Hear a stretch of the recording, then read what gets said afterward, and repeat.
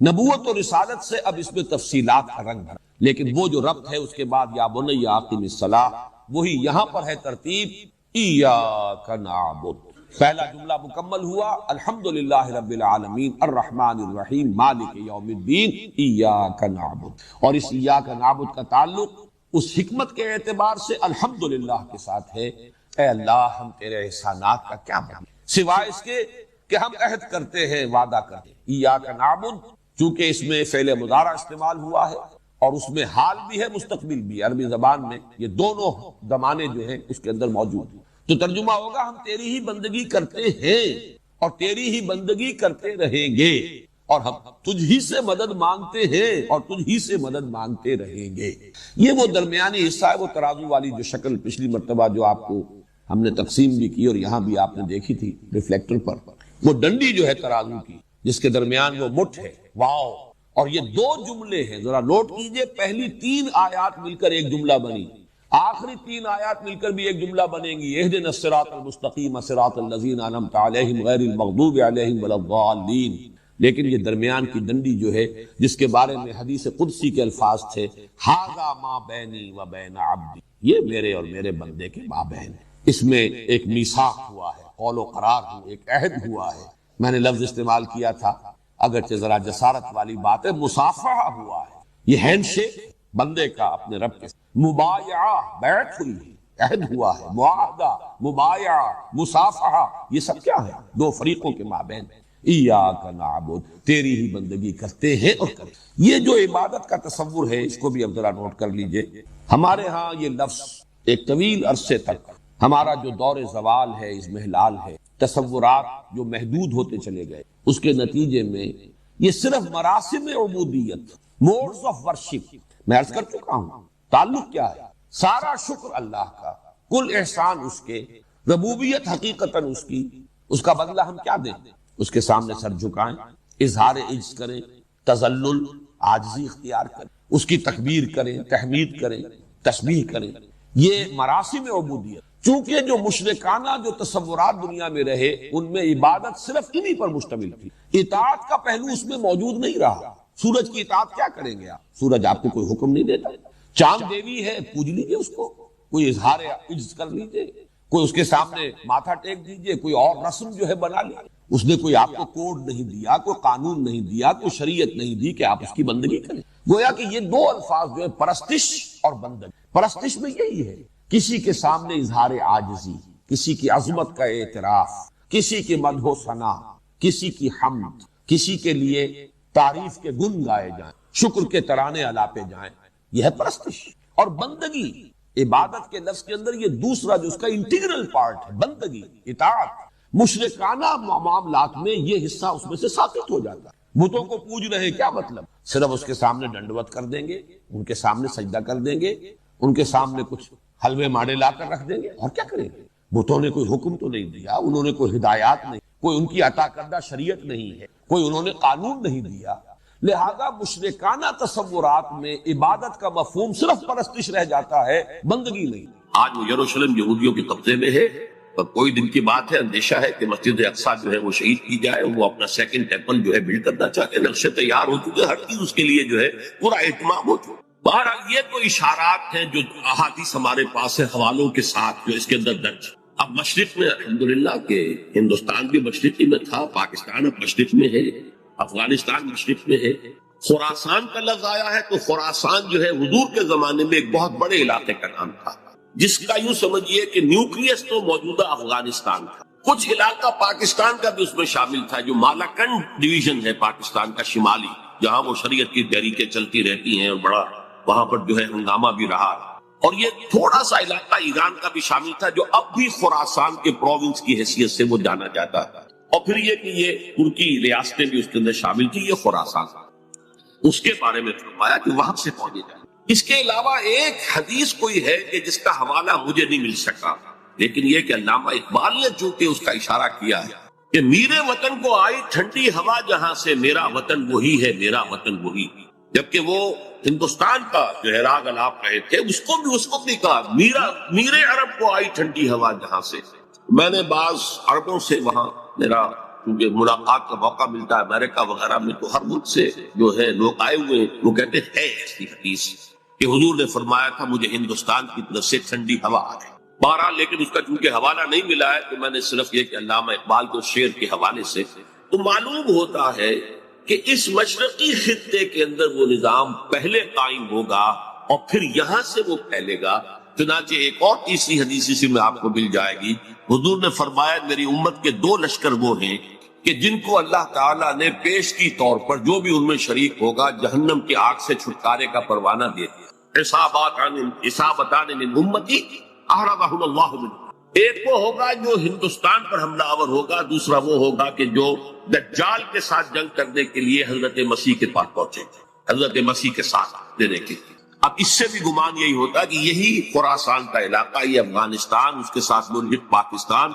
یہاں سے ظاہر بات ہے کہ پھر ہمیں ہندوستان کو بھی فتح کرنا ہوگا، یہ دارالاسلام رہا ہے۔ تو گویا کہ ایک حدیث میں دو لشکروں کا ذکر جمع کرنا جو ہے اشارہ کر رہا ہے کہ یہ اس دور سے متعلق ہے، ورنہ یہ کہ ہندوستان پر تو بہت سے لشکر آئے ہیں، محمود غزنوی بھی آئے ہیں، ان کے حملے ہوئے ہیں، محمد غوری بھی آئے، سب سے پہلے محمد ابن قاسم آئے ہیں، یہ تو بہت لوگ آئے ہیں، لیکن یہ کہ اصل میں ایک حدیث میں دو کا جمع ہونا جو ہے وہ ادھر اشارہ کرتا ہے کہ یہ اس وقت جب ایک نیوکلیس بن چکے گا خلافت اللہ منہاج النبوہ کا، تو جیسے جزیرہ نما عرب سے شرق و غرب میں فوجیں چلی تھی، ایسے ہی مشرق میں ہمارے ہندوستان ہے، اور مغرب کے اندر جو ہے یہ ہوتے ہوئے اور ایلیا تک وہ فوجیں پہنچ جائیں گی، اور یروشلم جو ہے اس کو یہودیوں کے قبضے سے واگبات۔ یہ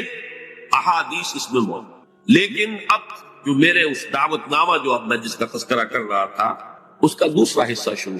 ادھر پاکستان اسی مقصد سے حاصل کیا گیا تھا کہ یہاں اسلامی نظام یعنی خلافت قائم کی جائے، لیکن ہم اپنی بدعمالیوں کے باعث تاحال مخالف سمت میں سفر کر رہے ہیں، اور اب حالات بتا رہے ہیں کہ تخت یا تختہ کے مصداق یا یہاں خلافت قائم ہوگی اور یہ عالمی خلافت کا نقطۂ آغاز بنے گا،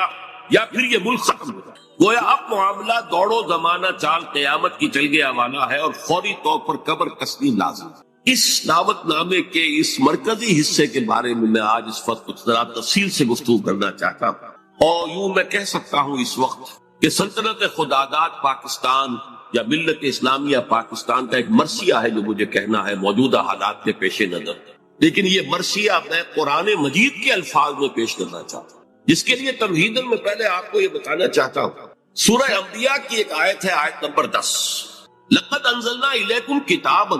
فیہ ذکرکم افلا تعقلون، ہم نے تمہاری جانب ایک کتاب نازل کر دی، اس میں تمہارا ذکر موجود ہے، تو کیا تم عقل سے کام نہیں لیتے، غور نہیں کرتے، سوچ بچار سے کام نہیں لیتے؟ اب اس آیت کا ایک مفہوم تو یہ ہو سکتا ہے کہ ذکر لکم مراد ہو، یعنی تمہارے حصے کی نصیحت، ہدایت، ذکرہ، تذکرہ اس قرآن میں ہے، تو ٹھیک ہے، لیکن ذکرکم اس میں اشارہ ایک اور بات کی طرف بھی آتا ہے کہ یہ جتنے بھی اقوام عالم آئیں گی ان کا ذکر قرآن مجید میں موجود ہے، اور اس کی تائید ہوتی ہے، توثیق ہوتی ہے، تاکید ہوتی ہے ایک حدیث، وہ حدیث کے جو قرآن حکیم کی عظمت پر نبی اکرم صلی اللہ علیہ وسلم کے سب سے جامع اور سب سے مفصل بیان پر مشتمل، فصاحت و بلاغت کی معراج، حضرت علی اس کے راوی ہیں رضی اللہ تعالیٰ عنہ۔ یہ حضور نے فرمایا انہا ستکون فتنۃ،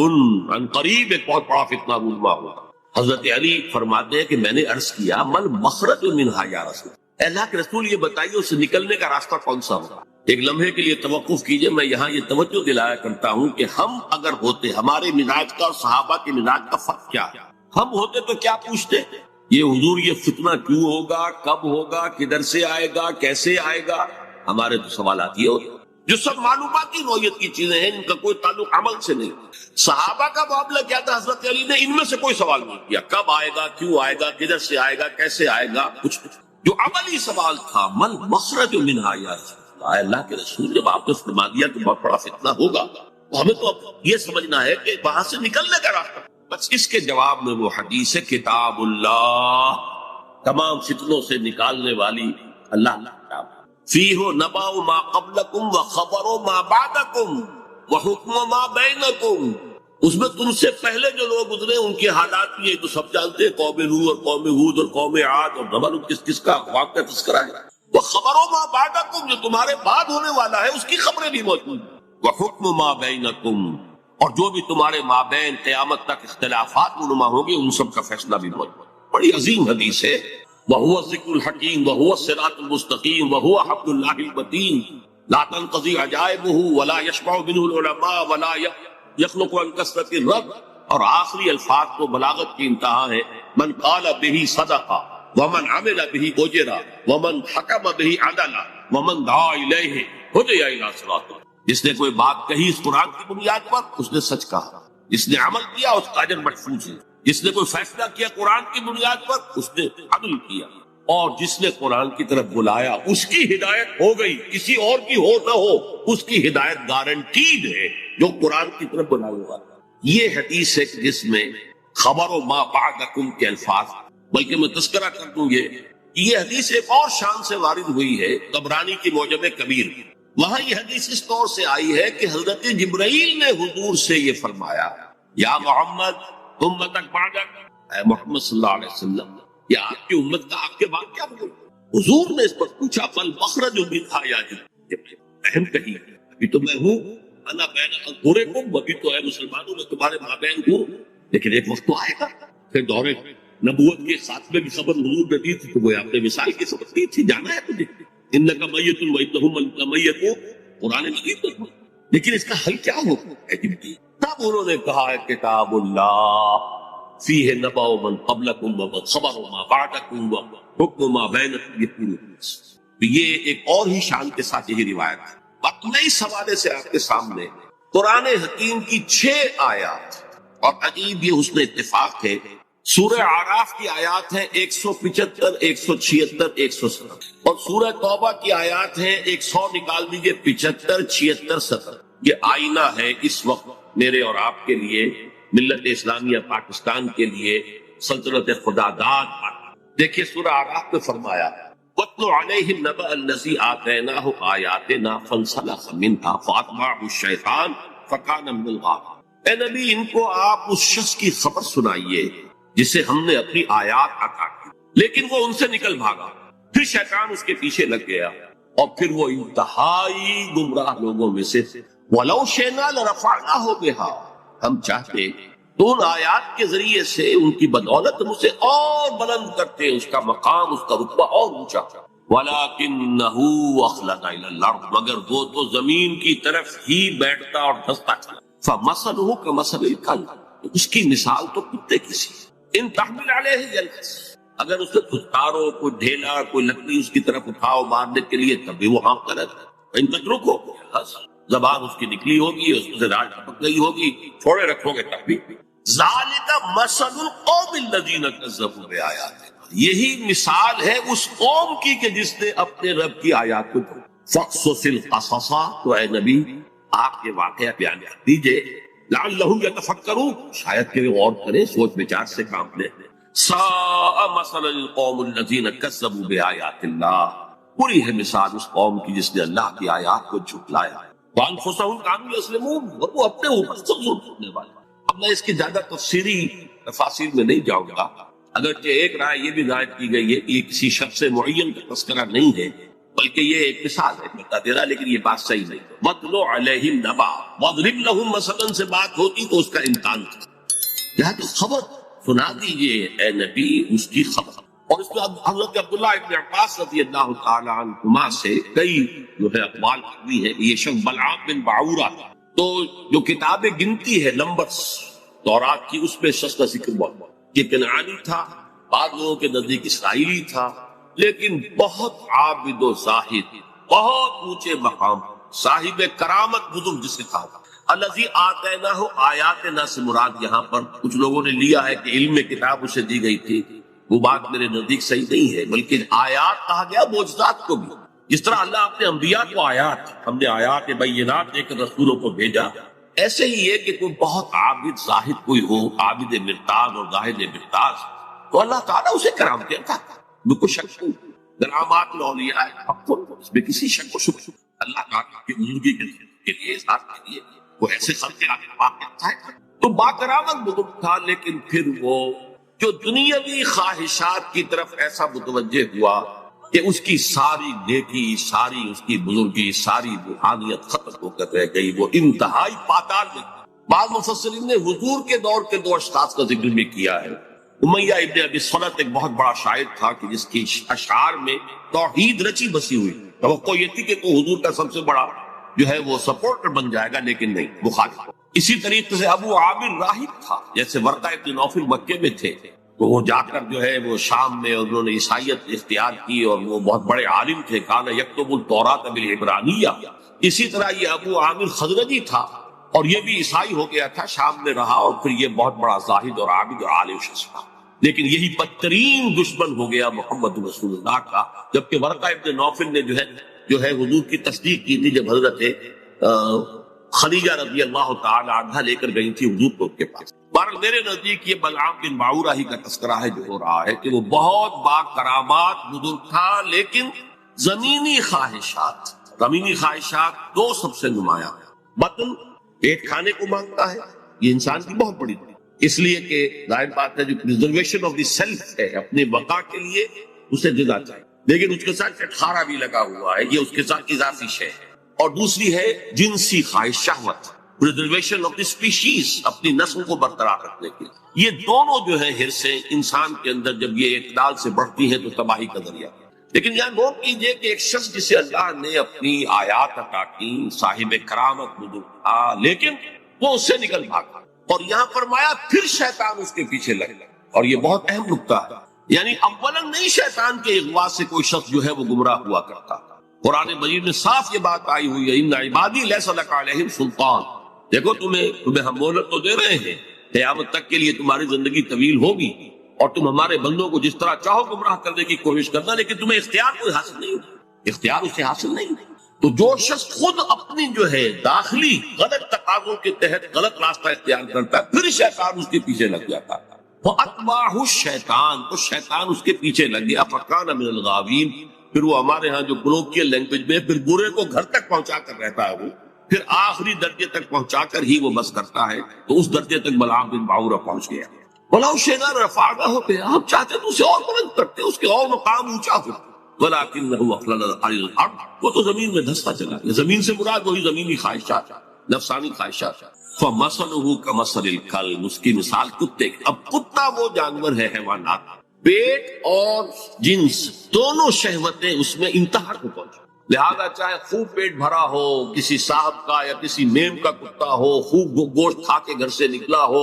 لیکن پھر بھی وہ باہر جائے گا تو ہر شے کو سونگے گا کہ شاید کوئی کھانے کی چیز، یہ اس کی یعنی سمجھ جبلت کے اندر تھا۔ یہاں تک کہ آپ اس کو چھینکا ماری مارنے کے لیے تو وہ اس کو بھی سونگے گا کہ شاید اس میں کوئی کھانے کی کوئی شے موجود ہو، چلے گا بھی تو ادھر ادھر ہوتا ہوا، سونگتا ہوا، اور وہ اپنی شرمگاہ کو چاٹتا رہتا ہے۔ دونوں جو حرصے ہیں اس کے اندر انتہا ہے، اور اس کا پھر ظہور کیا ہوتا ہے؟ زبان ہر وقت نکلی ہوئی ہے، ہانپ رہا ہے، ہر وقت پیٹ بھرا ہو تب بھی ہانپ رہا ہے، اور پیٹ خالی ہو تب بھی ہانپ رہا ہے، تھکا ہوا تب بھی ہانپ رہا ہے، کھڑا ہوا تب بھی ہانپ رہا ہے، زبان نکلی ہوئی ہے اور اس کے اندر سے راج۔ یہ مثال دی ہے، جیسے قرآن مجید میں گدھے کی مثال بھی آئی، مثل الذین حملوا التوراۃ ثم لم یحملوها کمثل الحمار یحمل اسفارا، مثال اس قوم کی جس کو ہم نے تورات عطا کی تھی، حامل تورات بنائی گئی تھی، وہ قوم پھر اس نے اس کا حق ادا نہیں کیا، اس گدھے کی مثال ہے جس پر کتابوں کا بوجھ لگا ہو، ایسے یہ گدھے کی مثال دی گئی ہے۔ اس کے بعد فرمایا ذالک مثل القوم الذین کفروا، یہ صرف ایک کا معاملہ نہیں، پوری قومیں بھی اس تمثیل پر پوری اترتی ہے، اور اسی ڈسکرپشن کے اوپر وہ پوری اترتی ہے۔ کذبوا بآیاتنا، جو ہماری نشانیوں کو جھٹلاتے، فقصص القصص، تو اے نبی آپ یہ قصہ سنا دیجئے، لعلہم یتفکرون، شاید کہ غور کریں۔ آج میں آپ کو قصہ سنا رہا ہوں پاکستان کی، کس طور سے ان آیات پر منطبق ہو رہا ہے، شاید کہ آپ غور کریں، سوچیں، شاید کہ آپ کے اندر کوئی امنگ پیدا ہو جائے کسی عمل کی، جد و جہد کی۔ سا مثلا القوم الذین کذبوا بآیاتنا، آخری آیت بری مثال ہے اس قوم کی جس نے ہماری آیات کو جھٹلایا، اور کانوا انفسہم یظلمون، وہ اپنے اوپر ظلم کرتے رہے۔ ظاہر بات ہے ہمارا کسی نے کیا بگاڑا۔ اب اندازہ کیجئے پاکستان وہ ملک ہے اس روئے ارضی پر جو بہت بڑی اللہ کی نشانیوں کے ساتھ وجود میں آیا۔ سب سے پہلی نشانی 27ویں رمضان کو اس کا قیام عمل ہے، اور جو بہترین رات ہو سکتی، فیہا یفرق کل امر حکیم، جس میں کہ تمام جو بھی اللہ تعالیٰ کے پختہ فیصلے ہیں وہ کیے جائیں۔ پاکستان 27ویں شب رمضان مبارک کی، اس پہ اس کا وجود۔ پھر غور کیجیے کیسے قائم، کوئی امید کچھ عرصے پہلے بھی نہیں تھی کسی کو کہ پاکستان آئے. عام طور پر سمجھا گیا تھا یہ مسلم لیگ نے بارگیننگ کے لیے اتنی بڑی بات کر لی ہے، وہ لے دے کر معاملہ ہو جائے گا. اور سب سے بڑی بات یہ کہ خود ایک سال پہلے Quaid Azam cabinet mission plan کو تسلیم کی. اس کا کیا مطلب تھا کہ کم سے کم 10 سال کے لیے ایک آزاد پاکستان کا وجود مؤثر ہو. نظری طور پر 10 سال کے بعد امکان تھا، لیکن ایک مرتبہ مرکزی حکومت ایک وحدت کے ساتھ اگر وجود میں آ جاتی تو پنڈت نہرو نے جو کہا تھا سچ تو وہی نکل جاتی ہے. جس کی منہ سے سچی بات مستی ہوئی اس نے وہ سچ کہہ دیا، جس کی وجہ سے پھر قائد اعظم نے جو تسلیم کر لیا تھا کیبنٹ مشن پلان کو، پھر اس سے آپ نے رجوع کیا کہ اس نے کہہ دیا تھا ایک دفعہ بن جائے پھر کون کسی کو علیحدہ عہدے دیتا ہے. اس پر جو قائد اعظم نے پسپائی نہ، اگر وہ خاموش رہتا تو کم سے کم 10 سال تک کوئی امکان نہیں تھا. اور اس 10 سال میں ہندو قوم نے کیا کرنا تھا اس کا تصور. پھر سوچئے پاکستان قائم ہوا، ہندو قوم ہمارے سے کس قدر تعداد میں زیادہ، تعلیم میں زیادہ، دولت میں زیادہ، تنظیم میں کس قدر منظم قوم، کس قدر تعلیم یافتہ، کتنی ان کے اندر جو ہے ایک یکجہتی موجود. پھر کانگریس جیسی جماعت، بہت بڑی جماعت، تو کوئی شک نہیں، بہت بڑی عوامی جماعت، جس کے ساتھ یہ کہ لیڈرز کی سیکنڈ لائن کی ایک یوں سمجھیے کہ ایک بڑی قطار موجود تھی. یہ نہیں تھا کہ مسلم لیگ بس ایک بگولے کی طرح ایک تحریک کے طور پر اٹھی ہے، اس نے جو بھی حاصل کر لیا، ورنہ مسلم لیگ اصل میں ایک جماعت کی شکل میں منظم ہو ہی نہیں پائی. یہی وجہ ہے کہ پتاشے کی طرح گھل گئی پاکستان میں. لیکن یہ کانگریس اور گاندھی جیسا، ہم بہرحال اس کے بارے میں جو بھی رائے رکھتے ہوں، لیکن یہ ہندوؤں کا مہاتما اور پوری دنیا کے اندر اس کی ایک عظمت جو ہے تسلیم کی جائے. اور چند مہینے پہلے اس نے کہا تھا کہ پاکستان سے میری لاش پر بن سکتا. ہندو جیسی قوم، گاندھی جیسا لیڈر. اچھا دوسری طرف یہ ہمارے ولی خان صاحب جو ہیں وہ کچھ پچھلے زمانے کے کاغذات نکال کے لے آتے ہیں انڈیا آفس کے، جس سے یہ کہ انگریزوں نے کوئی سپورٹ کی تھی پاکستان کی یا مسلم لیگ کی. جب پاکستان بنا ہے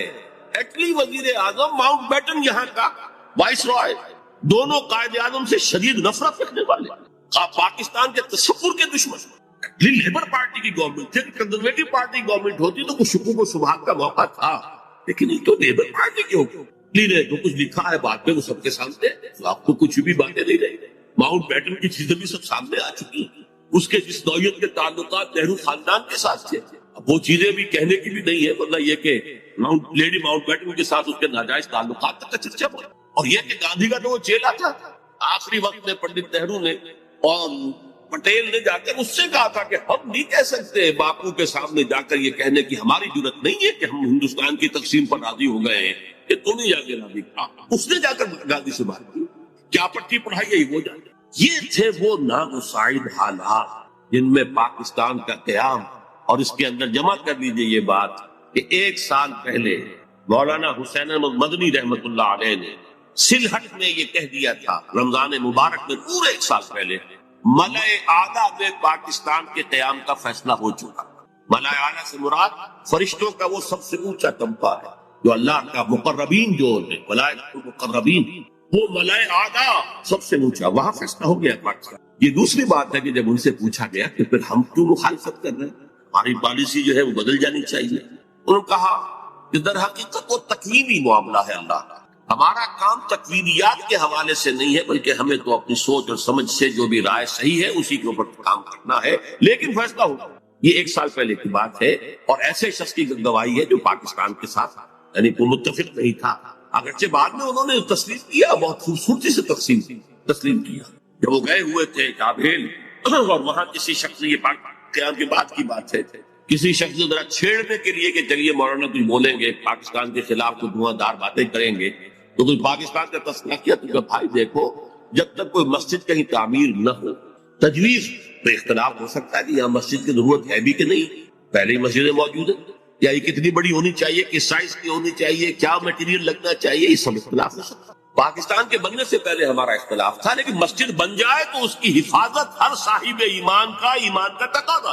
اب پاکستان کی حیثیت بدل گئی. یہ الفاظ مولانا مدنی رحمت اللہ علیہ تھے، جو وہاں موجود تھے مولانا محمد مالک کاندھلوی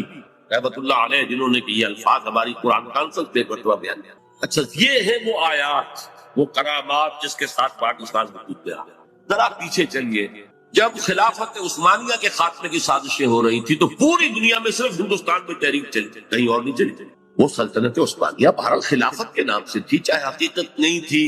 وہ ایک ملوکیت ہی تھی اور اب اس پہ زوال بھی آ گیا تھا، یورپ کا مرد بیمار بھی کہا جا رہا، جو بھی کچھ تھا لیکن عظمت اسلامی کا ایک سمبل، ایک نشانی تھی، اس کے خلاف سازشیں